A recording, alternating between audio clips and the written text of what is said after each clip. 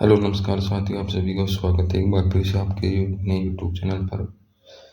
तो देखिए, यदि आप फर्स्ट ग्रेड स्कूल लेक्चर व्याख्याता की तैयारी कर रहे हैं राजस्थान में, जो आने वाले समय जून में निर्धारित तिथि है उसकी, तो उसके लिए आपके लिए टॉपिक यानी सिलेबस फर्स्ट पेपर के लिए स्कूल मैनेजमेंट काफ़ी यानी कि छोटा सिलेबस है इसका, और काफ़ी क्वेश्चन इससे आते हैं। 10 से 15 क्वेश्चन के बीच में आपको देखने को मिलेंगे।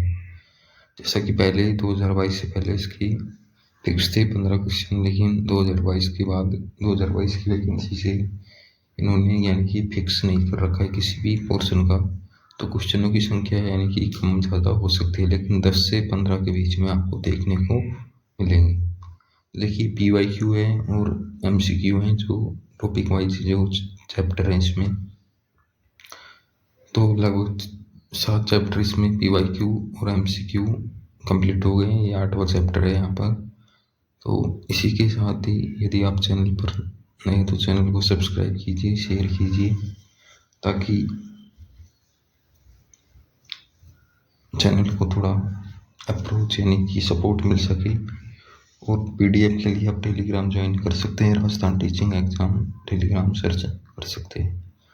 तो ज़रूर इसको यानी चैनल को सब्सक्राइब कीजिए अधिक से अधिक, और अपने साथियों में शेयर कीजिए। यदि एक जगह भी आप शेयर करते हैं तो आपके सपोर्ट से ही ये चैनल यानी कि ग्रो करेगा। तो देखिए, शुरुआत करते हैं अपन। बिल्कुल देखिए, आपके पास में यदि नोट्स हैं इससे संबंधित, तो आपको यदि कोई एक्स्ट्रा फैक्ट इसमें लगता है तो आप उसमें ऐड कर सकते हैं। कोई भी नोट्स में या स्क्रीनशॉट लेकर आप वीडियो को रोक के आसानी से देख सकते हैं। जैसे ही कंप्लीट होता है स्कूल मैनेजमेंट, तो इसके बाद में अपन ICT की क्लास स्टार्टिंग करेंगे PYQ से संबंधित। तो देखिए, फर्स्ट क्वेश्चन है, निम्न में से कौन सा स्तर अत्यधिक महत्वपूर्ण है जिसकी सभी योजनाओं का क्रियान्वयन होता है तथा जो सभी स्तरों की नींव का पत्थर है। तो ये आया हुआ क्वेश्चन है शाला स्तर। तो डायरेक्ट मैं आंसर बताऊंगा यहाँ पर।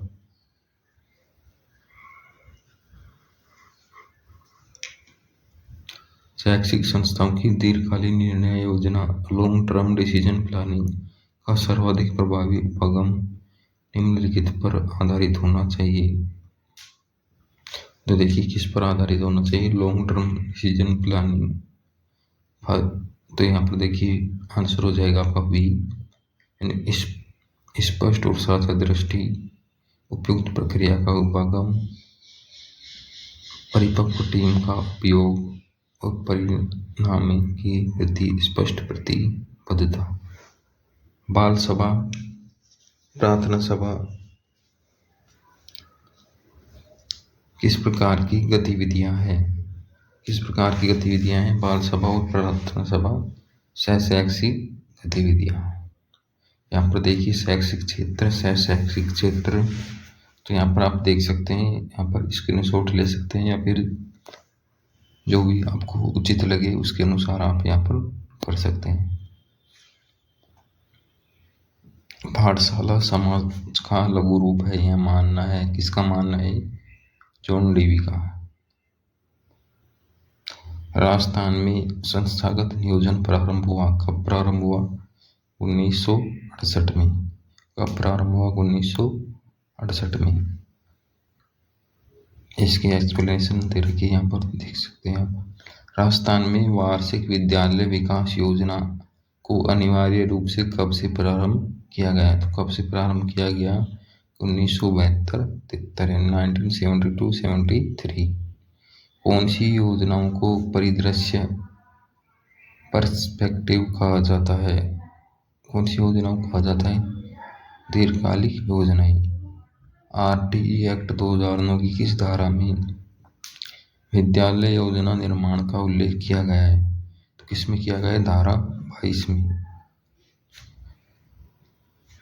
राजस्थान में विद्यालय योजना कब से चल रही है? तो कब से चल रही है? 1968, 1968। विद्यालय योजना में चालू सत्र की योजना से संबंधित खंड है। कौन सा खंड है? तृतीय। संस्थागत योजना का प्रारूप 3 खंडों में विभाजित है। योजना के प्रारूप का तीसरा खंड सबसे ज़्यादा महत्वपूर्ण होता है क्योंकि वर्तमान सत्र की योजना इसी खंड में उल्लेखित होती है। राजस्थान में विद्यालय प्रबंधन समिति कितने वर्ष के लिए विद्यालय योजना बनाती है? 3 वर्ष के लिए। संस्थागत नियोजन से संबंधित कौन सा कथन असत्य है? इससे बालकों का केवल शैक्षिक विकास होता है, यानी ये कथन क्या है? असत्य है। अब देखिए इसकी एक्सप्लेनेशन दे रखी है, आगे देख सकते हैं यहाँ पर। सफलता के मूल तत्व, तो यहाँ पर देखिए आप इसका स्क्रीनशॉट ले सकते हैं। संस्थागत नियोजन की विशेषता कौन सी नहीं है? तो कौन सी विशेषता नहीं? तो ये 3 तो क्या है इसकी विशेषता है। और डी ऑप्शन क्या है? सामूहिक विचार विमर्श नहीं करना। संस्थागत नियोजन का सिद्धांत नहीं है अविश्वसनीयता का सिद्धांत। देखिए संस्थागत नियोजन के सिद्धांत यहाँ पर दे रखे हैं।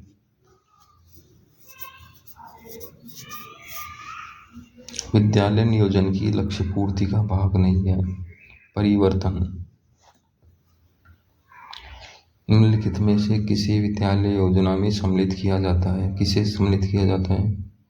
जननांकीयायाम, स्थानिक एवं जननांकीयायाम, अनुदेशनात्मक स्वाध्याय, उपरोक्त सभी। संस्थागत नियोजन के उद्देश्य के संबंध में असत्य कथन है। यह विद्यालय संस्था का सर्वांगीण विकास नहीं करता। ये क्या है? असत्य कथन है। और बाकी 3 सत्य है। इसकी यहाँ पर देख सकते हैं आप एक्सप्लेनेशन क्वेश्चन की। संस्थागत नियोजन की आवश्यकता के संबंध में असत्य कथन है। संस्था विद्यालय के कार्यों की सफलता हेतु ही संस्थागत नियोजन की आवश्यकता होती है। विद्यालय योजना संस्थागत नियोजन की आवश्यकता। विद्यालय योजना विद्यालय की पहचानी गई आवश्यकता को ध्यान में रखकर बनाई जाती है।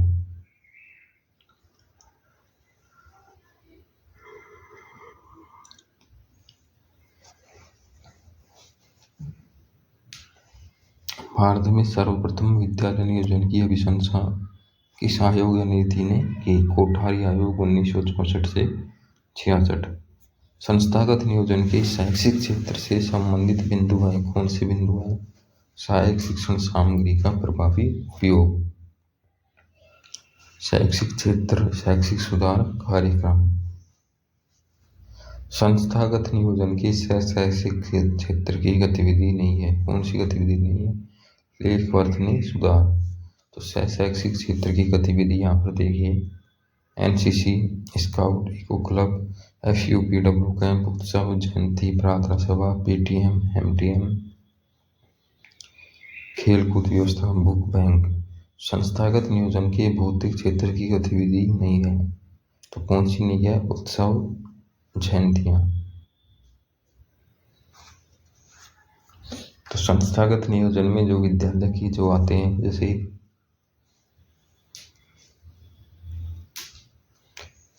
भवन निर्माण, पानी की टंकी, खेल का मैदान,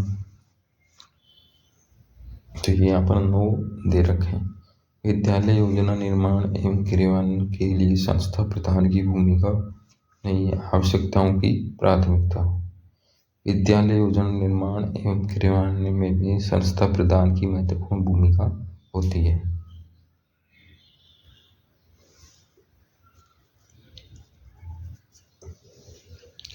संस्थागत योजना निर्माण का चरण नहीं है। मूल्यांकन प्रपत्र। RT एक्ट 2009 की कौन सी धारा में यह उल्लिखित है कि विद्यालय वार्षिक नियोजन का निर्माण विद्यालय प्रबंधन समिति करेगी?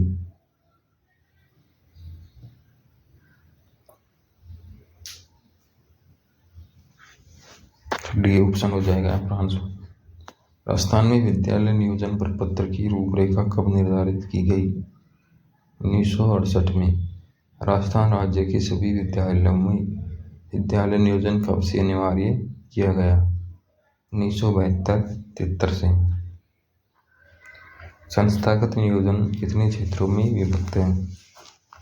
कितनों में विभक्त है? 4 क्षेत्रों में। प्रार्थना सभा संस्थागत नियोजन की किस क्षेत्र का भाग है? शैक्षिक। राजस्थान शिक्षा विभाग के अनुसार विद्यालय योजना कितने खंडों में बनाई जाती है? 3 खंडों में। संस्थागत नियोजन शिक्षा सुधार की यात्रा में एक मील का पत्थर है। तो ये अच्छी तरीके से याद करना। यानी संस्थागत नियोजन शिक्षा सुधार की यात्रा में एक मील का पत्थर है। ये किसने कहा है? W Franklin. योजना निर्माण के 9 चरण होते हैं। कुछ को क्रम में, यानी इनको क्या लगाना है? क्रम से लगाना है। तो यहाँ पर देख सकते हैं, इसकी एक्सप्लेनेशन आप ऊपर भी दी थी, तो उसको आप देख सकते हैं। तो आंसर हो जाएगा आपका यहाँ पर सी। यानी सबसे पहले क्या होगा?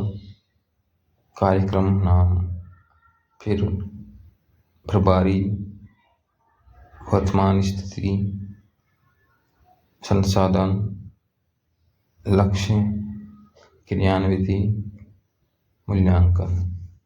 संस्थागत नियोजन की विशेषता नहीं है। क्या नहीं है? उद्देश्य रहित। ये 3 क्या होती है विशेषता? संस्थागत नियोजन का कौन सा भाग महत्वपूर्ण होता है? तो कौन सा महत्वपूर्ण होता है? तृतीय खंड। यहाँ पर दे रखे हैं इसके तीनों खंड, तो आप यहाँ पर देख सकते हैं। संस्थागत नियोजन का उद्देश्य है शैक्षिक व्यवस्था करना, शैक्षिक गतिविधियों का आयोजन करना, विद्यालय की समस्याओं का समाधान करना।